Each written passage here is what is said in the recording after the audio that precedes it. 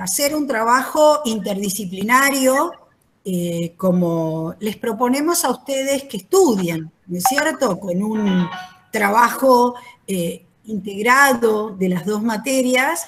Y bueno, esto es un poquito la manera de mostrarles que se puede hacer, obviamente con un gran trabajo, porque aquí hay que poner de alguna manera en discusión muchos planteos, no solo de la historia, de la geografía, sino también vamos a utilizar también lo que aporta la climatología, la genética, eh, la, los estudios paleoambientales, tenemos realmente la lingüística.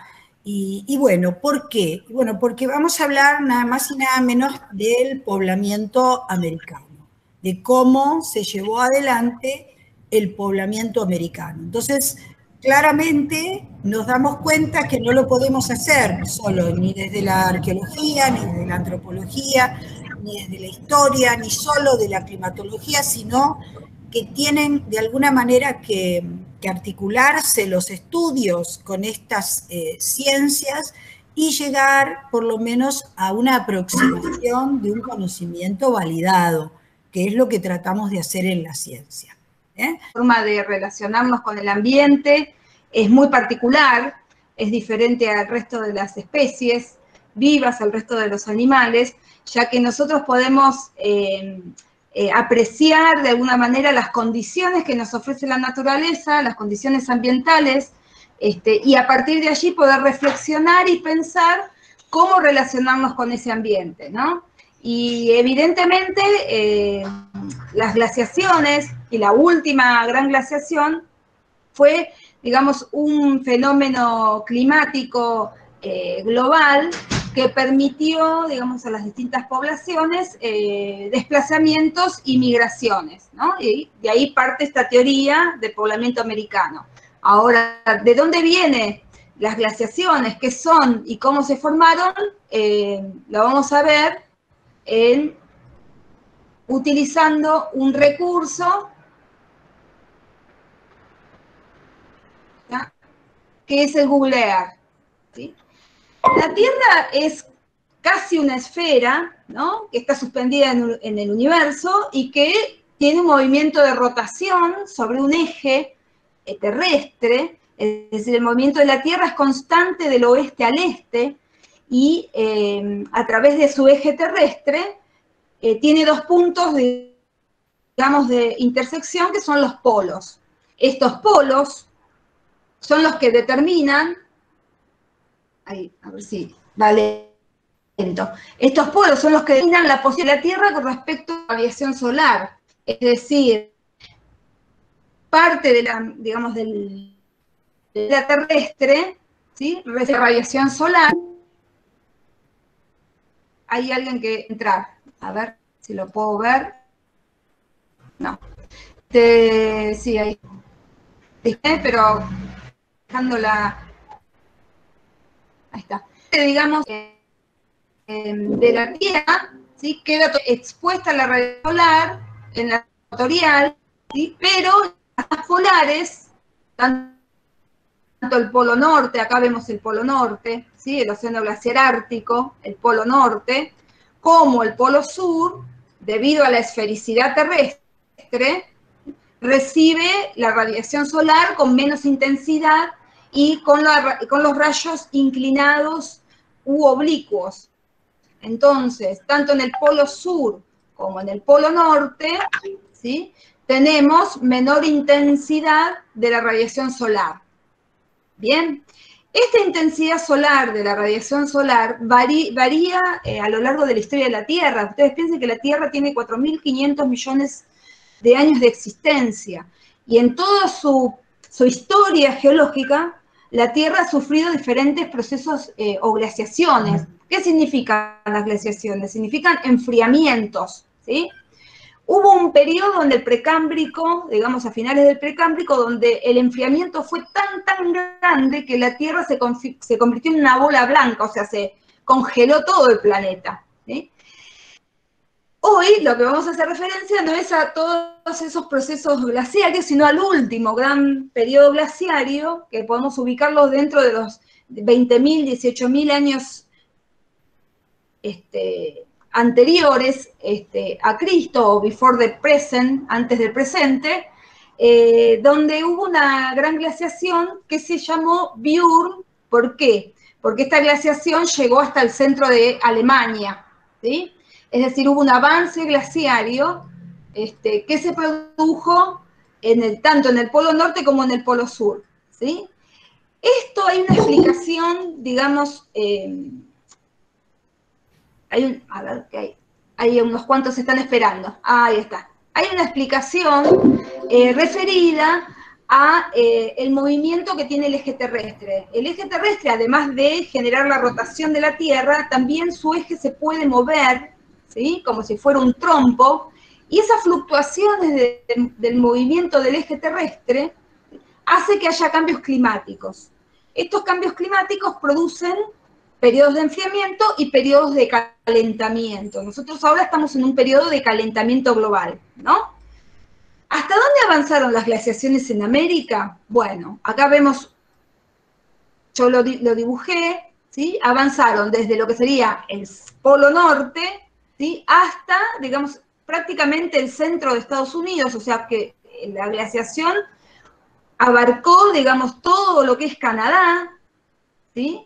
Y en América del Sur también hubo un proceso glaciario, pero este proceso glaciario fue menos intenso y abarcó, digamos, lo que sería la zona de Patagonia, ¿no? Lo que sería el sur de Chile y Argentina, es decir, la Patagonia. Obviamente también hubo, digamos, formación de glaciares en todo lo que es la cordillera de los Andes, es decir, porque a mayor altura, menos temperatura, por lo tanto hay más glaciares, ¿sí? Es decir, hoy estamos en un periodo interglaciar y todavía hay glaciares que lo vemos en las montañas, ¿no? El Perito Moreno es el más conocido. Es decir, las glaciaciones en América del Sur, el periodo glaciario fue menos intenso, fue más débil, pero fue eficiente, digamos, y se produjo en todo lo que es alta montaña, ¿sí?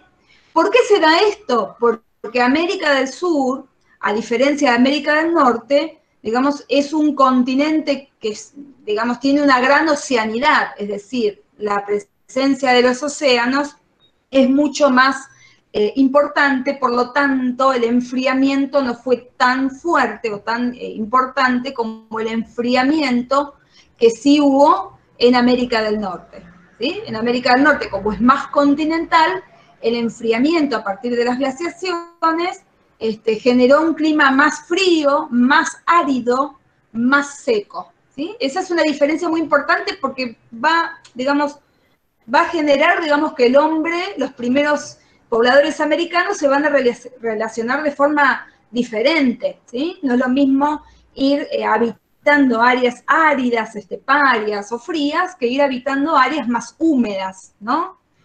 ¿Qué pasó además de este último periodo? Este último periodo, que termina aproximadamente hace 10.000 años, ¿sí?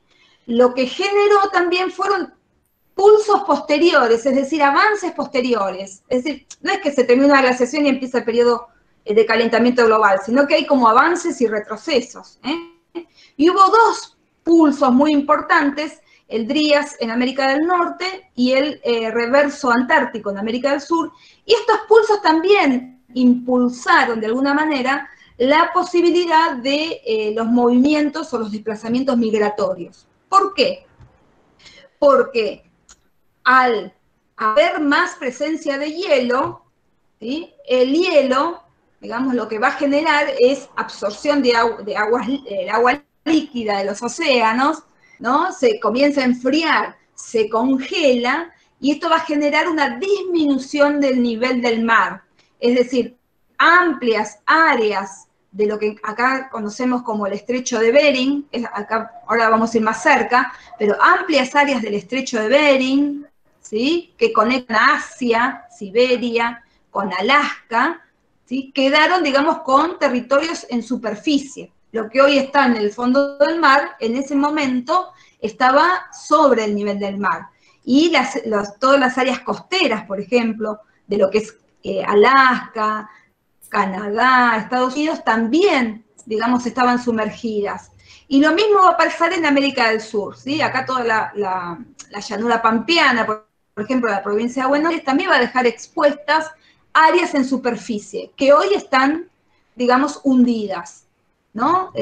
Fui muy ligero, pero es como una pequeña introducción de que tengan en cuenta esto, que, digamos, los primeros pobladores americanos que se fueron desplazando por todo el continente, fueron viendo, digamos, todas estas posibilidades que les dio el ambiente para relacionarse, ¿no? Y de acuerdo a esas posibilidades, fueron, digamos, generando, digamos, alternativas para sobrevivir, ¿no? Para alimentarse, para generar comunidades, para poder seguir explorando, por ejemplo.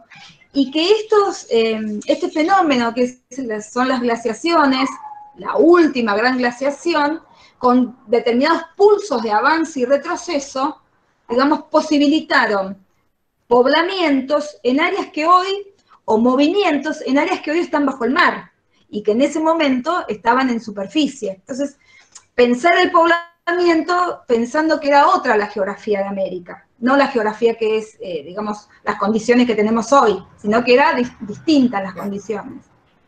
No sé, Lili, si querés agregar. Sí, vamos entonces un poquito sobre esta base que creo que son los estudios paleoambientales, ¿no, Lili? Los que nos ayudan en toda esta aproximación, ¿no es cierto?, al poblamiento. Les decía al principio que, bueno, hoy sabemos que no son autóctonos. Después vamos a analizar un poquito una teoría que sí lo decía, pero sabemos que no son autóctonos. Sabemos que eran bandas de cazadores, recolectores, que pasaron por Bering, después lo vamos a volver a analizar un poquito también.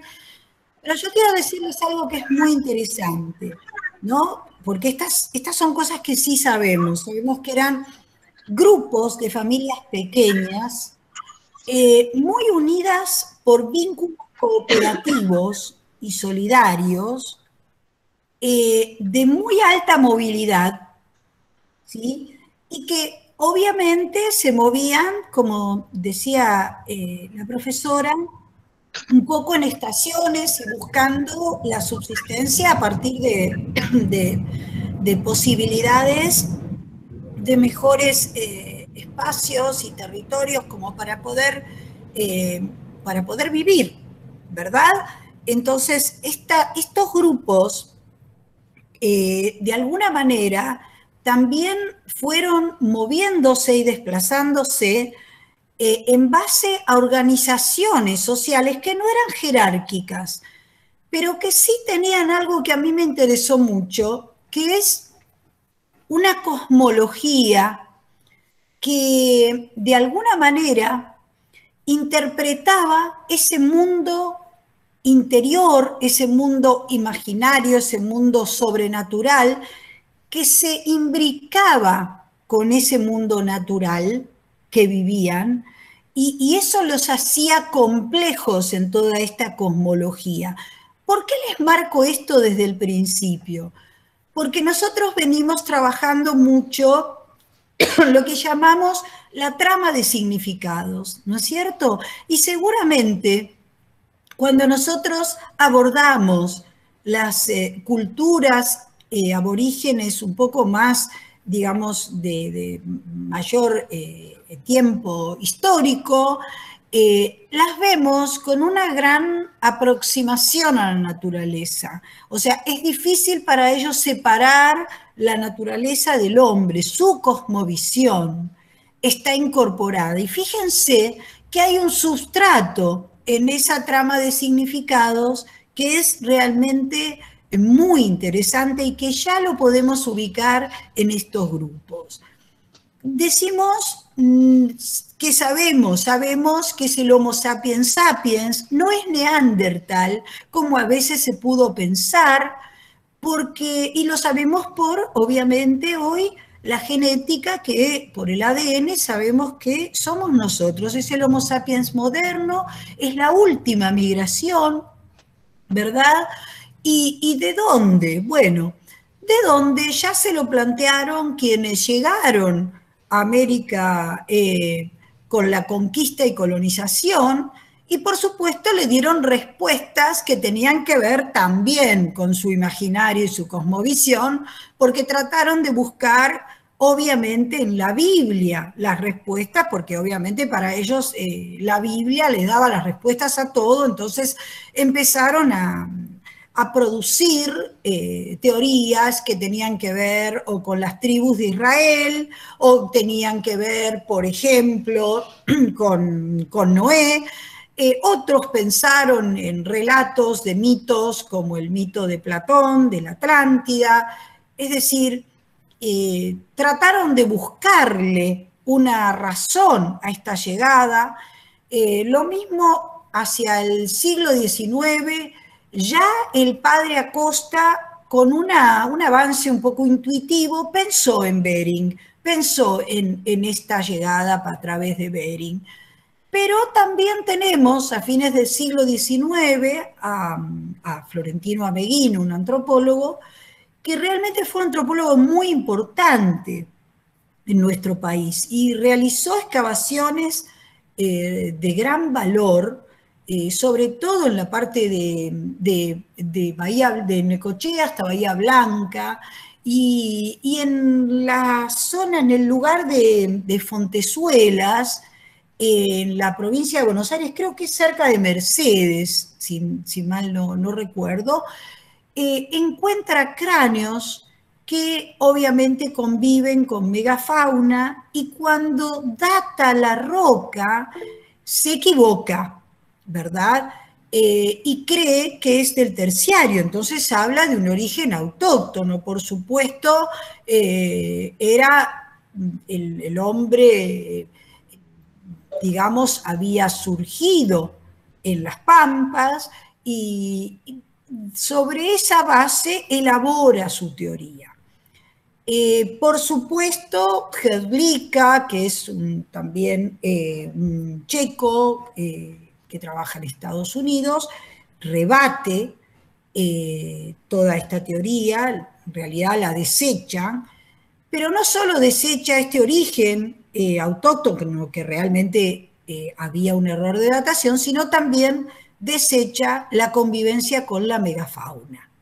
Porque a veces la tosudez también atraviesa la ciencia, y muchas veces queremos que en vez de manejar flexiblemente la hipótesis, queremos que la evidencia se adapte a la hipótesis. Y esto es un poco lo que ocurre. Entonces, la teoría de todas estas que han dado, que se vieron en el video y que sí se arriesgan, en realidad la única que tiene un mayor grado de validación, fundamentalmente arqueológica, porque también debemos decir que la arqueología enfoca, o sea, se enfoca centralmente en la arqueología todas las validaciones. Y a veces esto es lógico, porque claro, la arqueología tiene el dato duro, ¿no es cierto? El hallazgo está.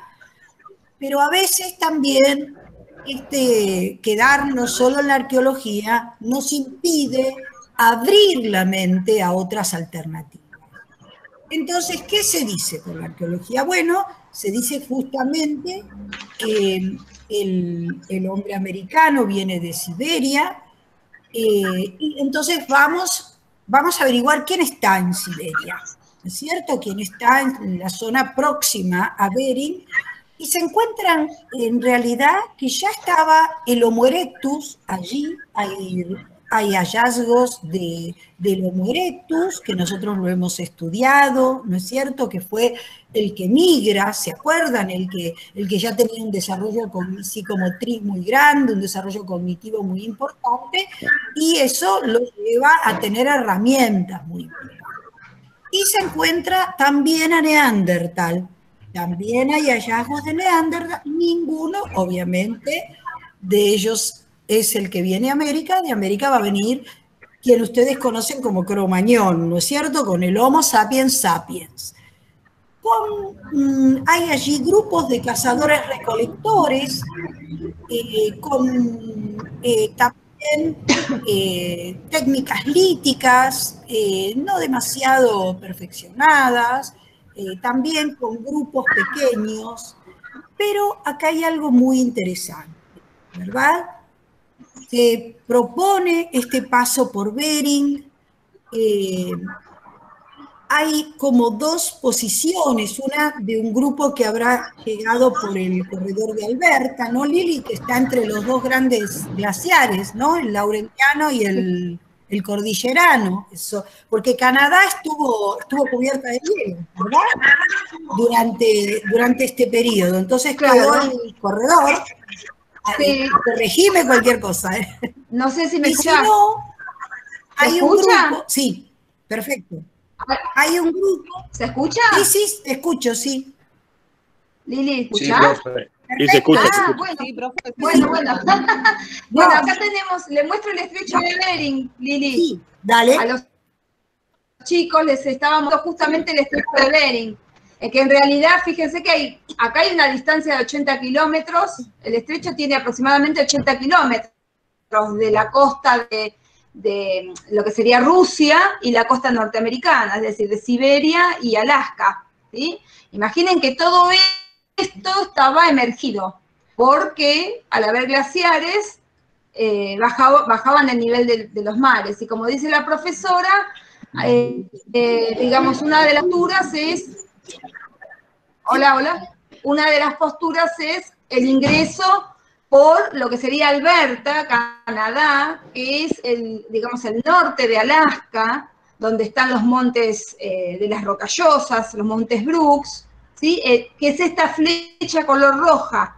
Esta es una alternativa de poblamiento, pero hay otra, ¿cuál es? Claro, Lili? porque lo que vos decías, en la costa del Pacífico habría estado emergida, ¿verdad? Y entonces probablemente habría también un camino que incluso en tiempos que Alberta no hubiera estado, digamos, transitable o con habitabilidad, estas costas del Pacífico podrían haber sido. ¿Y de dónde sacamos esto? ¿No es cierto? Digamos, ¿qué pasa con los hallazgos? Porque el tema es así, chicos. Hay un modelo llamado modelo Clovis First o consenso Clovis, ¿no es cierto? Que es que llegando por Bering, atravesando Alberta, estas bandas de cazadores, recolectores, muy especializados, cazadores de mamut, porque están llegando a fines del Pleistoceno, y estos cazadores recolectores sumamente especializados con caza cooperativa, con esas puntas Clovis que son tan particulares, bifaciales, se habrían de manera rápida, con un poblamiento, con una movilidad muy, muy rápida, se habrían ubicado en Clovis, hay otros grupos en Folsom, y se habrían diseminado en forma casi lineal por el resto de América. Esto es lo que se plantea prácticamente sin dudarlo hasta la década prácticamente del 70, 80, y que cuesta mucho ponerlo en discusión. Pero ¿qué ocurre? Hay grupos, digamos, hallazgos que se han encontrado. Esto es más o menos con una antigüedad de 11.000 años, pero hay otros hallazgos que se han encontrado con una antigüedad mayor. Y, por ejemplo, hay un refugio, una cueva que se llama Meadowcroft, que curiosamente tiene hallazgos líticos mucho más parecidos a Siberia que los de Clovis. O sea que Clovis, que sería el consenso, ¿no es cierto? La teoría prácticamente validada, no se corresponde con los hallazgos de Siberia, aun cuando es población mongoloide, esto se sabe también por acuerdo genético, pero no por la correlación lítica. Y curiosamente, en California hay otros hallazgos del mismo tipo relacionados más con Siberia, con Clovis. Es más, en California no solo tenemos una antigüedad mayor, o sea, antigüedad pre-Clovis o simultánea del 13.000, sino que tenemos embarcaciones, tenemos la vida con todos los elementos del mar, con moluscos, o sea, lo que decía la profesora, la habitabilidad con una interacción con ese ecosistema que estos pueblos vivían. Pero ¿qué pasa? ¿Qué pasa con Clovis? ¿Y qué pasa después con... Lili, Sí, perdón. Sí, decime. Lili, lo de California, ¿es en el desierto de Sonora? Sí, y hay una en Topper, hay un lugar y la zona, sí, Topper. la zona bien que tiene que ver justamente con el mar, ¿no es cierto? Porque es toda una, digamos, hay embarcaciones, hay restos de embarcaciones, restos de digamos, la subsistencia basada en todo lo que son restos marinos.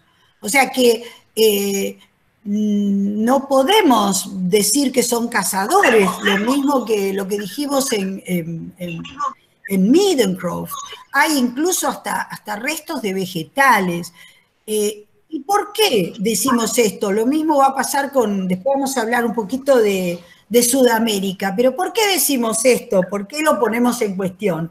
Porque si ustedes se acuerdan, chicos, cuando hablamos de prehistoria, nos había pasado lo mismo con los cazadores,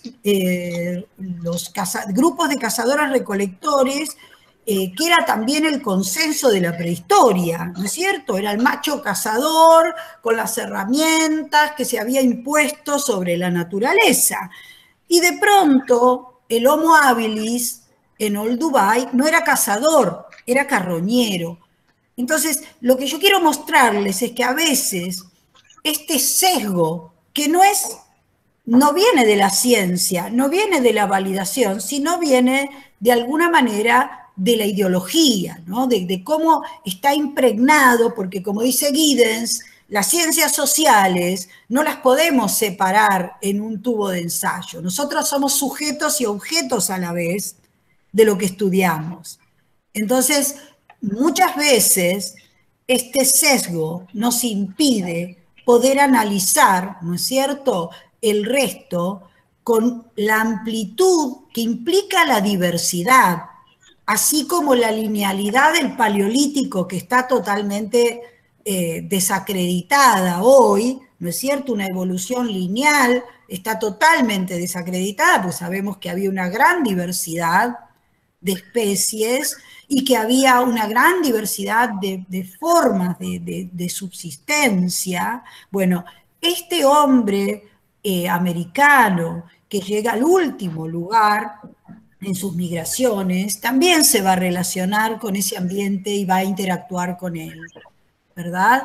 Y entonces vamos a llegar, o vamos a ir a los que Gustavo Clovis, que es, Gustavo Politis, que es el texto que ustedes van a leer, habla de sitios controversiales. O sea, ¿cómo puede ser que nosotros no podamos validar otra cosa que no sea Clovis? Por supuesto, necesitamos datar correctamente, necesitamos que ese resto sea de algún modo avalado, pero no podemos negarnos a pensar, por ejemplo, en otros lugares. Por ejemplo, en Venezuela. Claro, Lili, me hiciste acordar con lo que dijiste, ¿no? Del concepto de determinismo ecológico, ¿no? Cómo, digamos, estamos determinados por, digamos, las condiciones ecológicas, al haber megafauna, ¿no? De fines del Pleistoceno, principios del Holoceno, el hombre buscando esa megafauna cazador, digamos, ¿no? Para poder alimentarse, pero también hubieron otras posibilidades, no solamente la megafauna, sino entonces, de alguna manera, no estamos determinados por digamos, las situaciones ecológicas, sino que también tenemos esta posibilidad, como vos decís, de esta variabilidad, ¿no? Esta posibilidad de decidir y de usar distintos recursos. Claro. Es que de hecho también esto nos pasó cuando, digamos, cuando analizamos la prehistoria. Es decir, la flexibilidad tal vez justamente fue lo que le dio a ese hombre prehistórico la posibilidad de crear cultura, de resolver desafíos. Bueno, aquí pasa lo mismo, pero claro, es como que ponemos en duda, ¿no es cierto?, este reduccionismo, ¿no es cierto?, este consenso que, bueno, la prehistoria fue así, el neolítico fue en este momento, y todo lo que hay en América viene después. Bueno, no sé si viene después, porque hay restos de cerámicas, por ejemplo. Entonces tampoco podemos decir que no fue. Es más, hay una teoría que habla de una llegada desde Europa, que son grupos, dicen solutrenses. ¿Por qué solutrenses? Porque son grupos de la prehistoria que se parecen mucho más en sus técnicas a Clovis, por ejemplo. Y que, bueno, también podrían haber llegado, esta tiene poca validación porque, digamos, no está validada genéticamente por estos grupos. Pero, a ver, hay que abrirse a buscar, ¿no es cierto? No podemos decir, bueno, no. Y lo mismo pasa en Sudamérica, ¿no? Como dijiste, Lili, ese continente, Miotti creo que lo llama continente isla, ¿no es cierto? Claro, sí, es un continente, hablando de esta alternativa que decís desde Europa hacia América, también, digamos, las glaciaciones avanzaron hasta el centro de Europa, claro, ¿no? Hasta lo que sería Alemania, claro, Francia. Es posible que haya también bajada del nivel del mar y algunos puentes digamos, tierras o islas que fueran comunicando los dos continentes, ¿no? Y como vos decís, con respecto a América, continente isla, porque justamente, digamos, América estuvo separada de América del Norte y se formó biológicamente todas sus especies animales, todo su desarrollo, digamos, ecológico fue diferente a América del Norte, ¿no? Y cuando se une América del Norte con América Central y América del Sur, a través de lo que es el Istmo de Panamá, el Istmo de Panamá se une hace 2 millones de años, ¿sí? Hace 2 millones de años que se forma el Istmo de Panamá, entonces ya América del Sur deja de ser un continente isla, pero igual tiene sus características muy particulares que la diferencian de América del Norte, ¿no? Y ahí se comienza la migración de especies animales, ¿no? De América del Norte hacia América del Sur. Por ejemplo, el mamut, ¿no? Fue una especie que habitó solamente en América del Norte, ¿no? Y en América del Sur, por ejemplo, sí hubo una migración de mastodontes, que justamente hay, digamos, yacimientos donde se encuentran, digamos, huesos de mastodontes con rocas, digamos, trabajadas por los pobladores, ¿no? Por los primeros pobladores, claro, ¿no? Y bueno, en América se nombran varios sitios controversiales, estos sitios que todavía no están aceptados, Taima, en Venezuela. En Colombia se habla también de Tibito, Tetendama, es decir, no importa, de alguna manera los nombres, sí importa que hay validaciones, que hay, perdón, fechas mayores, ¿cierto? A este 11.000 Clovis.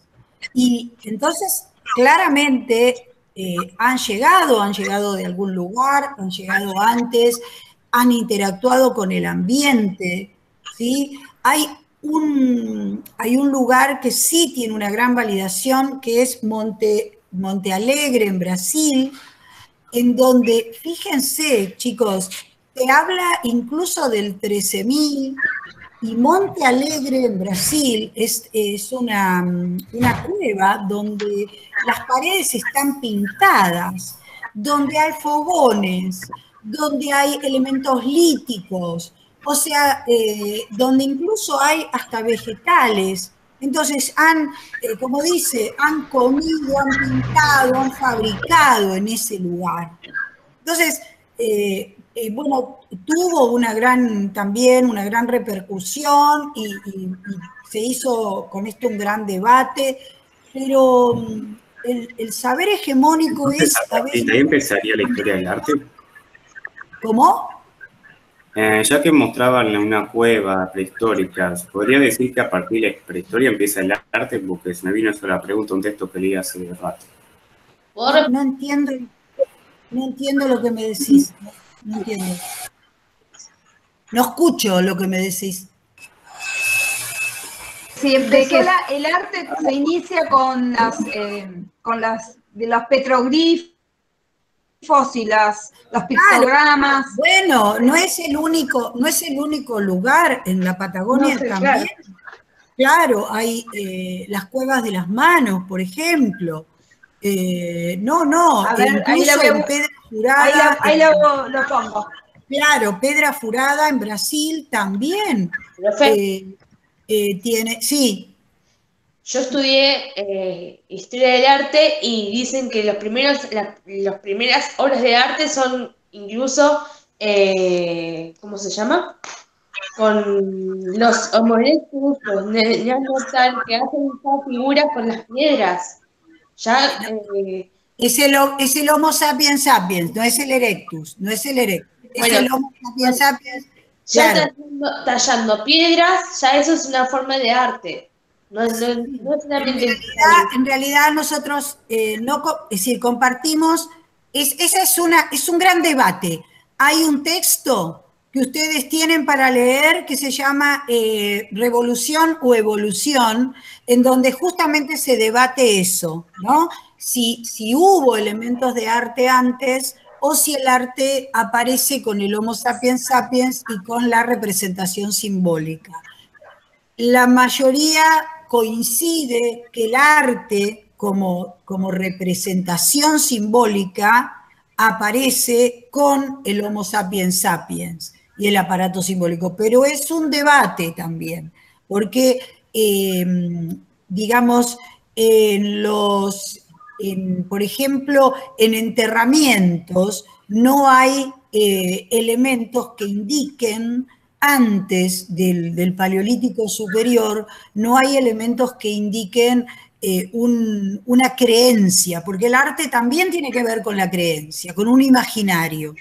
Esto se supone que ocurre recién cuando hay una representación simbólica, ¿sí? Pero fíjense qué interesante, porque siempre estamos buscando un paradigma que nos haga reflexionar con respecto a lo que tenemos del Paleolítico superior, que es lo que tenemos. Pero bueno, si abrimos un poco todo esto, y si pensamos que a lo mejor, como Pedra Furada se dice, puede ser del 28.000, y bueno, se nos cae todo, porque tenemos que armar una nueva cronología, ¿sí?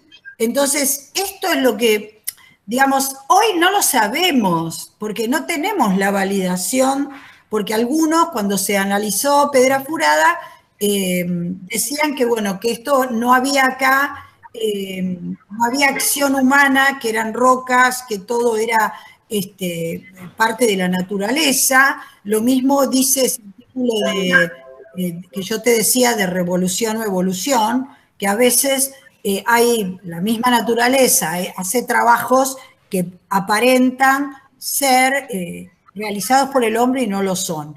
En esto no sabemos si es así, pero lo que tenemos que tener es la mente abierta para poder buscarlo, ¿verdad? Si nosotros vamos ya a lo que es el actual territorio argentino, por ejemplo, vos creo que tenías, Lili, en Arroyo Seco, ¿no es cierto? Sí. Sí, Arroyo Seco, provincia de Buenos Aires. Claro. Sí. En Arroyo Seco. Sí. No, lo que yo... Sí, perdón. Dale, sí. decilo, perdón. No, porque mientras vos hablabas yo pensaba esto, ¿no? Digamos, que ante una pregunta y la búsqueda de las respuestas se abren otros interrogantes. Claro. Es decir, que no está nada terminado, digamos, en estas cuestiones, ¿no? Y pensaba en lo que, al mostrar acá Taima Taima, Monte Alegre, en la propuesta de Miotti con respecto a las alternativas de poblamiento, cómo se fue poblando América del Sur, y que ella, digamos, su teoría, ¿no? Habla que hubieron dos caminos o dos alternativas de poblamiento en América. Uno que es la circumpacífica, digamos, bordeando el Pacífico, y otra la atlántica, ¿no? Y también dice que hay más evidencias de yacimientos arqueológicos de la vertiente atlántica que de la vertiente pacífica, ¿no? Entonces, cómo va, digamos, se va cambiando, digamos, aparecen otros interrogantes, digamos, se van abriendo puertas, pero no es un tema, digamos, terminado. Claro. Además, ella habla de como de dos momentos en el poblamiento que Borrero coincide también, ¿no? Del 13.000 al 11.000, dice que hay como una colonización inicial, y del 11.000 al 9.000 sería una colonización definitiva. Borrero creo que la llama una exploración y una colonización en la segunda. Claro. Y también, ¿no es cierto?, cómo de alguna manera tampoco hay una conclusión si hay un grupo solo o son diversos grupos que se van diseminando. Por eso, es decir, el hecho de que no haya hoy una respuesta no quiere decir que no podamos abrirnos a las alternativas, ¿verdad? Para poder encontrarlas. Claro. Lo mismo pasó en Monteverde, en Chile, ¿no? Que es en el Pacífico, también con una gran antigüedad, y se han escrito 2 volúmenes y se han hecho realmente, se han excavado los sitios. Y bueno, también ha sido un debate muy arduo y sigue siendo ese debate, ¿verdad? Y bueno, yo te decía, en Arroyo Seco es re interesante lo que pasa, sí, porque se encuentran restos de diferentes momentos. O sea, desde la megafauna, desde el caballo americano salvaje, como también había en el sur, ¿no es cierto? Y esto después lo hablamos, hasta ya, esto estamos hablando del 13.000, de fines del Pleistoceno, hasta el 7.000, donde se encuentran enterramientos con tumbas, aparentemente con jerarquías, porque hay un niño, por ejemplo, que se lo cubre de ocre y se le pone una serie de pulseras de dientes de zorro, que eso implicó, como dice Politis, un gran esfuerzo de esa comunidad para conseguir esa joya para ellos, para ponerle los collares a ese niño. ¿Qué importancia tenía ese niño para esa comunidad? ¿No es cierto? Y lo mismo en Piedra Museo, ¿no? En Piedra Museo, que es un poco lo que vos decías, Lili, Miotti dice que eso era una laguna que hoy, un lago, ¿no? Que hoy es inexistente. Un paleolago. Claro, un paleolago. Claro. Porque pensemos esto, ¿no? Fue descubierto por Florentino Meguino al principio. Sí. Piedra Museo. Y piensen ustedes que el enfriamiento en la Patagonia hoy es un desierto, frío, pero un desierto. En ese momento Piedra Museo estaría en lo que sería la cuenca lacustre del río Deseado, en Santa Cruz. Entonces, hoy es un bajo, una depresión salitral, digamos, tiene salinas o salares, pero en ese momento se cree que era un paleo lago, es decir, un lago antiguo, ¿no? Y se han encontrado un montón de, digamos, de dibujos, que, bueno, lo hacen en un lugar bastante importante, ¿no? En cuanto a los descubrimientos. Pueden haber sido... Y también otra... Sí, sí, decí. No, que, digamos, pensando en los cambios ambientales, por ejemplo, si nosotros vemos la Puna, ¿no? Y lo que es el desierto de Atacama, el desierto de Atacama es el norte de Chile y sur de Perú, toda la zona desértica, hoy, digamos, sería imposible la vida. Digamos, no es imposible, porque nada es imposible, pero es muy difícil la vida. En cambio, en ese momento era una zona también con bastantes precipitaciones, una zona con, digamos, humedad. Entonces, también se han encontrado restos arqueológicos. Y otra cuestión interesante también que plantea Miotti es con respecto a la cordillera de los Andes, ¿no? Cómo se generaron dos alternativas de poblamiento en América y que la cordillera de los Andes generó como una barrera o filtro, ¿no? De comunicación, digamos, entre estas alternativas.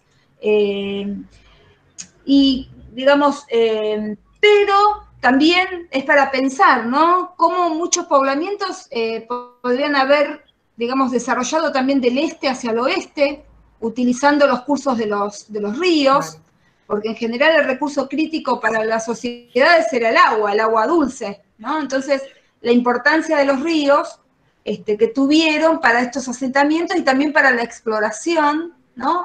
Hacia el interior del continente, ¿no?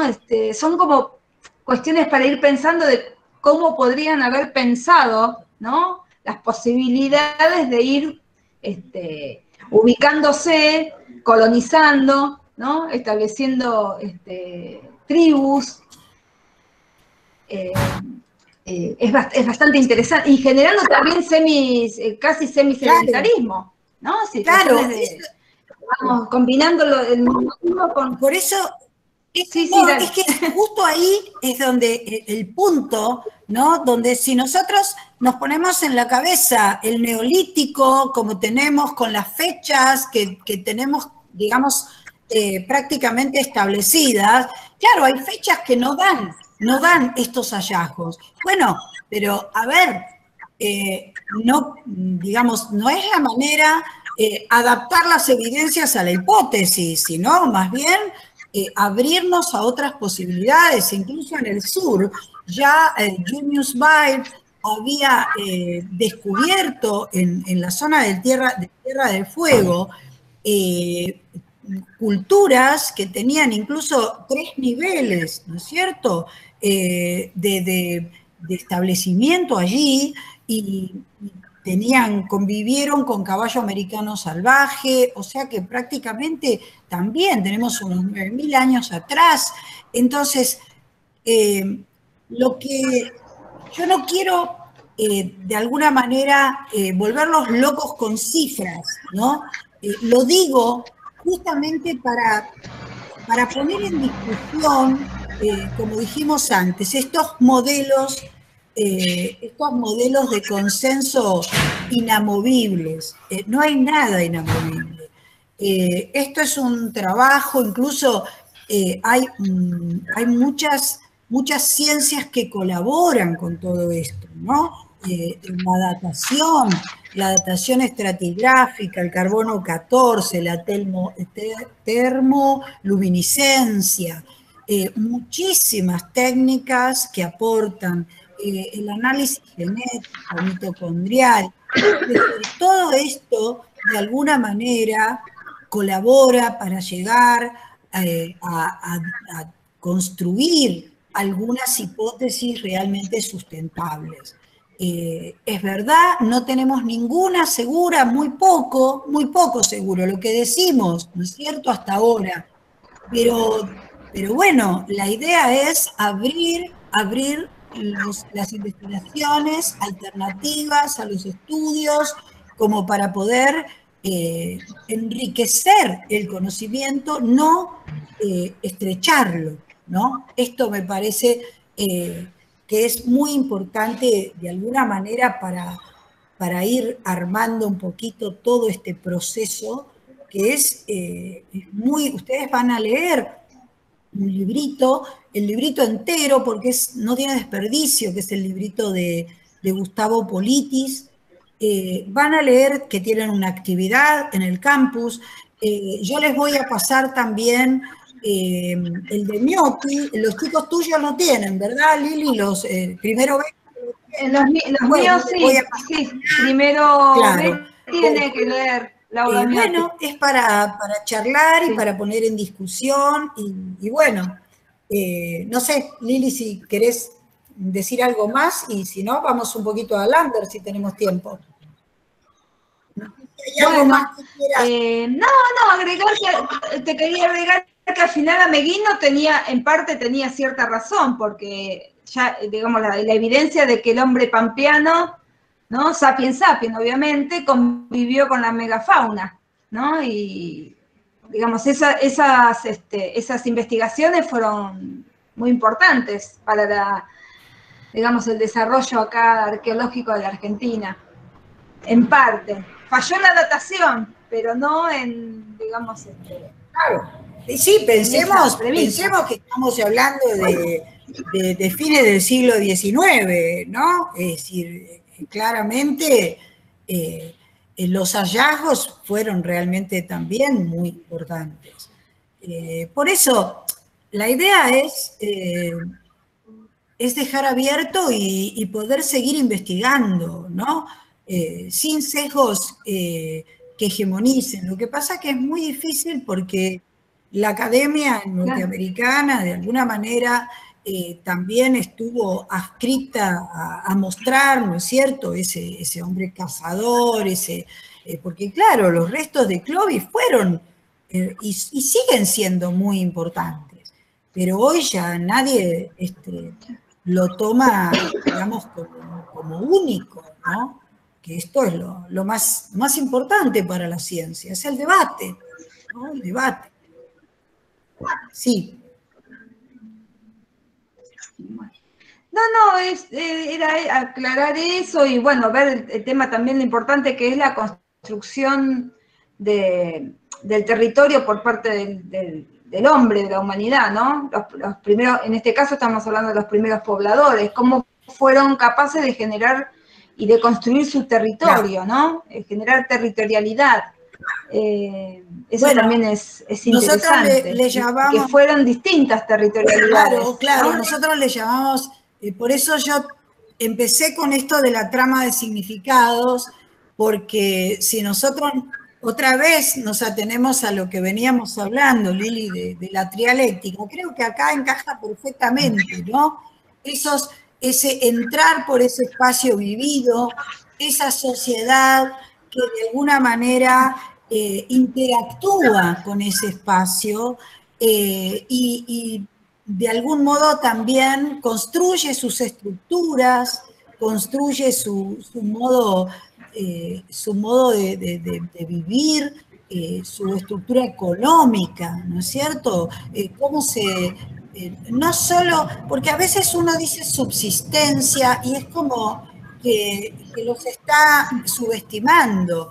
En realidad era su experiencia de vida, ¿no? Porque siempre como estamos también todos tan atenidos a las convenciones, que si no está escrito no hay historia, ¿no? Y de alguna manera estos grupos cooperativos, estos grupos solidarios, este grupo esta comunidad de Arroyo Seco también me emocionó, ¿no? Que cubrieran a un niño de ocre probablemente porque no querían verlo tan blanco, ¿no? Y que mostraran su afecto, su amor. Eso es una experiencia histórica, chicos. No importa si tienen una escritura o no la tienen. Es una experiencia humana, una experiencia de vida. que muestra el amor, que muestra los afectos, que muestra la comunidad trabajando en función de un valor de sentido. ¿No es cierto que en ese momento era de alguna manera, no sé, llorar o homenajear a ese niño que se había muerto? Que quién sabe el valor que habrá tenido para esa comunidad. Bueno, para mí eso es una experiencia humana, para mí es historia. No importa que tenga un dibujo, que tenga una inscripción, tiene el valor humano de una experiencia de vida, ¿no? Realizada en un territorio, con una sociedad que colabora, con vínculos, con valores de sentido. Me parece que esto es lo que une a todas estas cosas que estamos analizando, ¿no? Entonces, de alguna manera el ambiente ya no es solamente un lugar de subsistencia donde yo recolecto para vivir, sino es un ambiente que tiene una cosmovisión, que tiene un imaginario, que a lo mejor forma parte de un río sagrado, de un arroyo sagrado. Es decir, todo eso entiendo que tiene que también valorarse como un estudio. El estudio no es solo la piedra que encontramos. La piedra es una herramienta que nos permite datar, que nos permite ver digamos, la capacidad cognitiva, un montón de cosas. Pero yo no puedo hacer la historia o no puedo hacer la trayectoria humana a partir de un conjunto de piedras, ¿no? Entiendo que ese es el cambio de paradigma que nosotros estamos proponiendo. Porque habitualmente la prehistoria, ¿qué era? Anotar qué se hacía en el Paleolítico, qué se hacía en el Neolítico, y listo, quedaba ahí. Bueno, no, la experiencia humana es mucho más rica que todo eso. Y acá en América pasó lo mismo, y de hecho cuando cada uno de los grupos elabore el trabajo sobre las culturas aborígenes de Mesoamérica, de Andina, de lo que sea, o de los pueblos originarios del actual territorio argentino, van a encontrar que todo esto que estamos tratando de rastrear está presente en esas culturas. Bueno, ese es el sustrato cultural, es la trama de significados que todavía se mantiene y que tal vez se mantiene incluso hoy, ¿verdad? Entonces, esto me parece que es muy significativo. No sé, Lili, si querés agregar algo, si te parece bien. Acá una estudiante dice, y pudieron plasmar su vida sin tecnología. En realidad, sí desarrollaban tecnología, digamos. No la tecnología como... Pero bueno, sí, digamos, cualquier práctica humana tendiente a modificar, transformar una situación o cosa es tecnología. Claro, ¿sí? Pero acá el uso de piedras, por ejemplo, por ejemplo, en la parte de Sierra de Tandil, la Sierra de Tandil en la provincia de Buenos Aires, se observaron también restos de rocas trabajadas y que muchas de estas rocas habían sido productos de intercambios, o sea, que se encontraban a mucha distancia del lugar de origen. Esto estaba indicando que también había un intercambio, digamos, comercial. Y bueno, y eso es tecnología, digamos. Lo que pasa es que, fíjense cómo estamos atravesados nosotros por el sesgo, ¿no? Porque supuestamente, de alguna manera, esa mirada de la conquista quedó plasmada, ¿no? Eran pueblos primitivos, eran pueblos salvajes, no tenían tecnología, y de hecho sí la tenían. Y de hecho, bueno, nosotros lo sabemos, ¿no es cierto, Lili? ¿Cuánto tardó en hacerse comestible, por ejemplo, la batata, ¿no? Que era venenosa, era un vegetal que no se podía. La papa. Y la batata, creo que la batata también. La papa, que era venenosa. Me parece que también. La papa y la batata. Eran tubérculos que creo que no eran aptos para la alimentación. ¿No es cierto? Para consumo. Para consumo. Entonces, eso yo digo, fácilmente es ingeniería genética, ¿no es cierto? Porque de alguna manera llegaron Sí, a la sí. elaboración de lo que podía consumir. Claro. Y bueno, entonces... Claro, dice, me refería me refería a la tecnología actual, Claro, dice, claro. pero sí, obviamente hay distintas tecnologías, o la tecnología actual, quizás era mucho más difícil, se necesitaba mayor inteligencia para poder vivir, que nosotros ahora que tenemos tanta tecnología. Claro, claro. Bueno, hay un trabajo que justamente la coevolución tiene que ver con eso, con el desarrollo del cerebro y de la capacidad cognitiva para ir de alguna manera resolviendo y al mismo tiempo desarrollando el cerebro y bueno, y es un poco lo que seguimos haciendo hoy, ¿no? Pero si miramos un poquito lo de Lander, ¿no? Nos mostraba un poco esto, ¿no? Cómo estamos formateados para seguir viéndolos como primitivos, ¿no? Como primitivos en forma peyorativa, como pueblos realmente que no tenían cultura. Por eso molesta tanto, a lo mejor, cuando hay hallazgos de otra cosa. Es decir, lo primero que surge es decir, no, no tiene validación, no es verdad, no puede ser, será otra cosa, será no será humano lo que hay ahí. Bueno, yo digo, démonos la posibilidad de por lo menos investigarlo, ¿no? No descartarlo de una.